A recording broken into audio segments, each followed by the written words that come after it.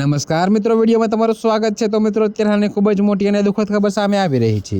તો મિત્રો, તમને જણાવી દઈએ કે કચ્છમાં તાંત્રિક વિધિના નામે શારીરિક અડપલા કરતો શખ્સ ઝડપાયો। તાંત્રિક હોવાનું કહીને નડતર દૂર કરવાના નામે મહિલાને ઘરે બોલાવીને અર્ધબેભાન કરીને છેડતીનો કર્યો પ્રયાસ। તો મિત્રો, યુવતીએ પોલીસ જાણ કરતા હવસખોર વિશાલ માજરાને ઝડપી પાડ્યો। જી હા મિત્રો, તો તમને વધુમાં જણાવી દઈએ કે માધાપરના જલારામ સોસાયટીમાં રહેતા વિશાલ મહારાજ નામના વ્યક્તિ પાસે મહિલા પોતાના ઘરના સભ્યો બીમાર રહેતા હોવાથી તે નડતર દૂર કરાવવા માટે ગઈ હતી। તે દરમિયાન વિધિના નામે આરોપીએ મહિલા સાથે છેડતી કરી હતી।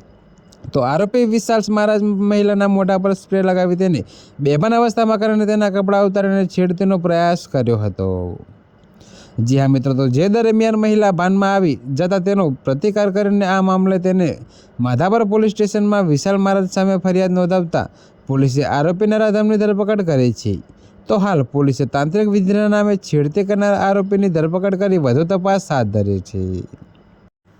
તો મિત્રો, અત્યારે હાલ માટે આટલું જ। મળીશું નવી અપડેટ સાથે। અને જો તમને અમારા વિડીયો પસંદ આવતા હોય તો વિડીયોને લાઇક, કોમેન્ટ, શેર અને અમારી ચેનલને સબસ્ક્રાઈબ કરવાનું ભૂલતા નહીં મિત્રો।